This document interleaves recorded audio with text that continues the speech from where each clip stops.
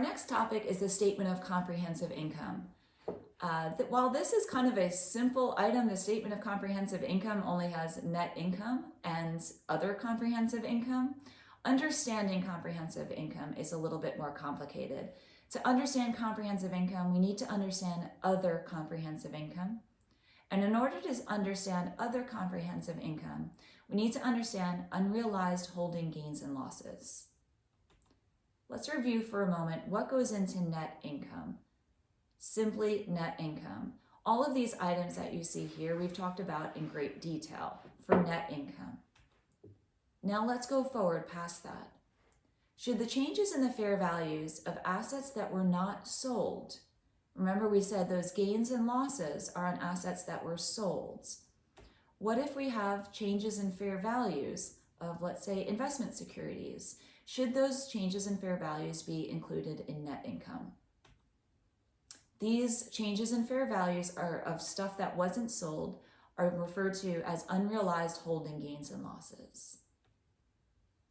GAAP says that unrealized holding gains and losses on equity securities, so stocks, they should be reported as part of net income. This is something we haven't talked about before because we've really kind of ignored equity investments other than sales or realized gains and losses on equity investments.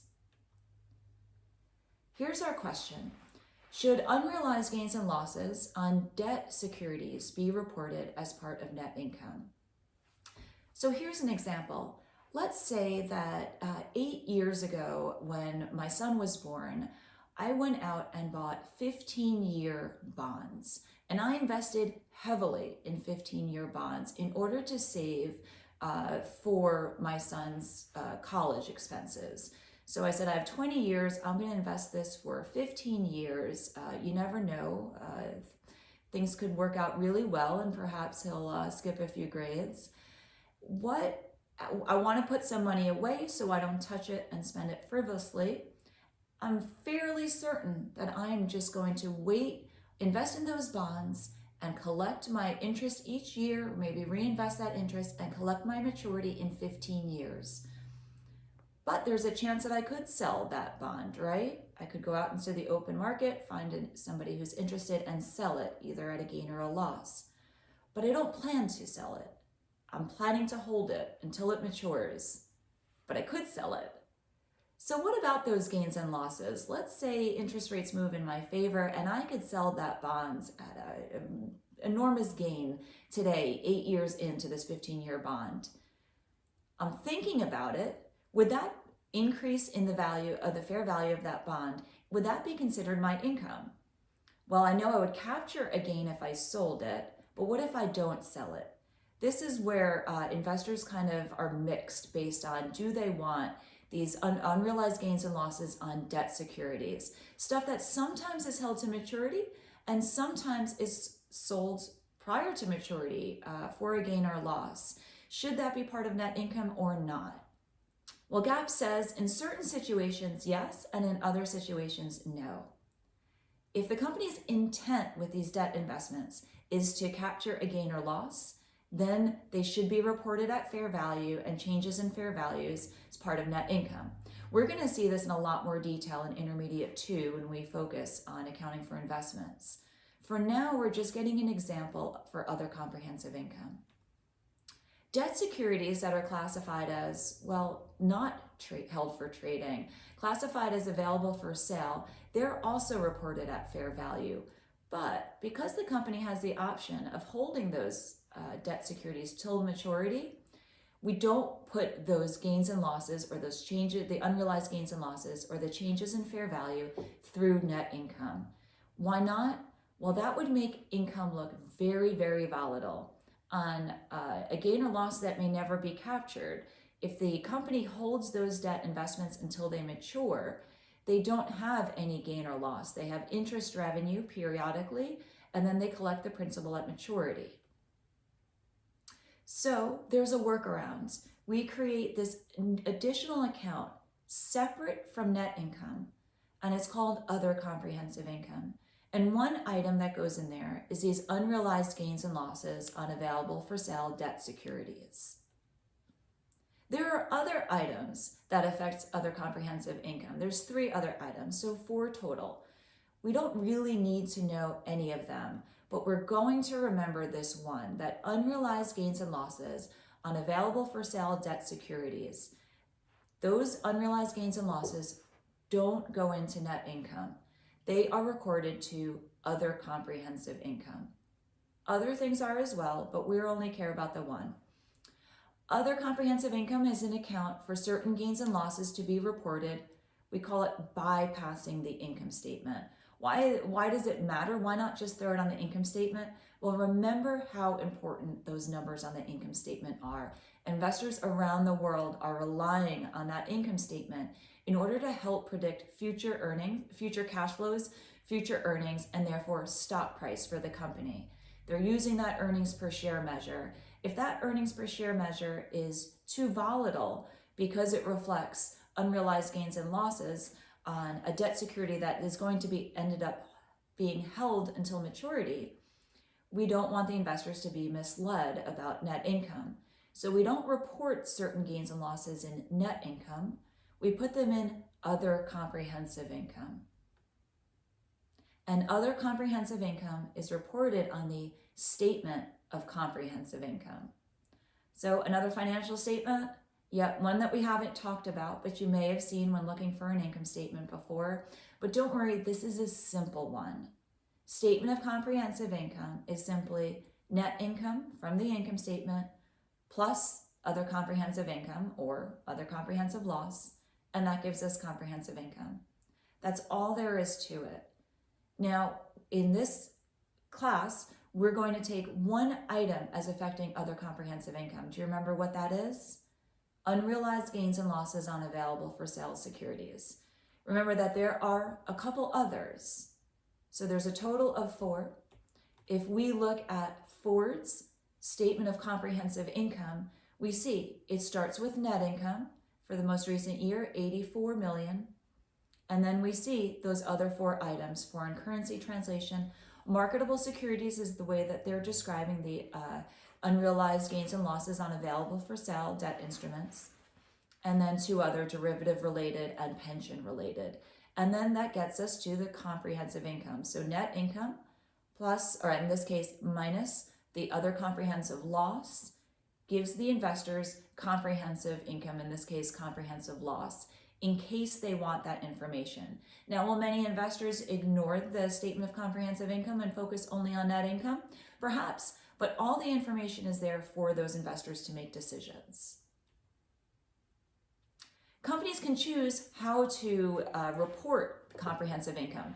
It can do it in one continuous statement, net income, and then a line below net income for other comprehensive income, showing a total for total comprehensive income, or 2 separate but consecutive statements. We can see that Ford chose to do it as 2 statements. How do I know that? Well, this top line here just says net income. It doesn't show all the components of net income. And I can see over on this side here that there's a separate link for consolidated net income. Here's another example. Here's the one statement approach where we would see the components of net income, and then 1 line for other comprehensive income, our final total for comprehensive income. And then here's the 2 statement approach where we have net income. And this is what most publicly traded companies do. They have their one income statement reported separately, and then a separate statement of comprehensive income. That is really just 3 lines: net income plus this other comprehensive income, or subtract the other comprehensive loss, and that gives you comprehensive income. So to continue our example from earlier, Lance Company had this information. We talked about the components of operating income, income from continuing operations. We took the net income and then our consolidated net income, and then we subtracted out the allocation of the income attributable to the non-controlling interest. Let's add just one more item. Assume that the company also had an unrealized loss on available for sale debt investments of $25,000. Calculate Lance Company's comprehensive income for its first year. Well, that's pretty easy. We're going to go back to our notes where we did our income statement, and all we have to do is add one more line here. and say from the net income attributable to Lance Company's common stockholders, we're going to add, I believe, nope, this was a loss, an unrealized loss on available for sale debt investments. We're going to call that other comprehensive income, or in this case, other comprehensive loss.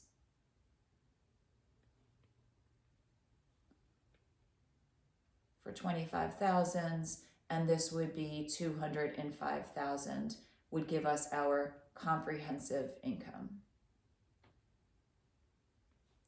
Now, this is what the income statement would look like if this were a one statement approach.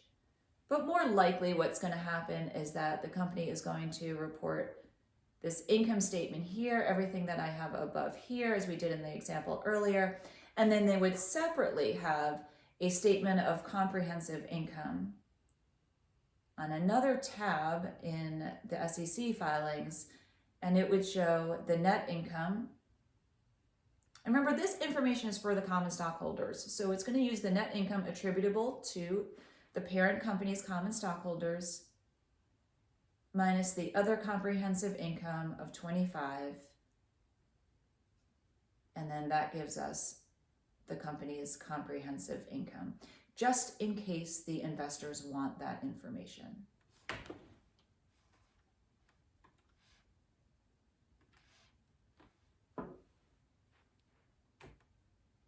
So what do we do with that other comprehensive income? It has to go somewhere. Remember, at the end of the accounting period, net income goes somewhere. Where does it go at the end of the accounting period? Think closing entries.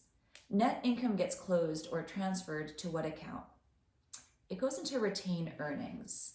Well, other comprehensive income also gets transferred into a stockholder's equity account, only it's not retained earnings. Other comprehensive income is closed or transferred to an account called accumulated other comprehensive income. So earlier in our accounting class, when we said that stockholders' equity is made up of two components, capital stock or common stock and retained earnings, we were lying. We're simplifying it. There's actually three components to stockholders' equity. Common stock, of course, if there's preferred stock, you add in the preferred stock.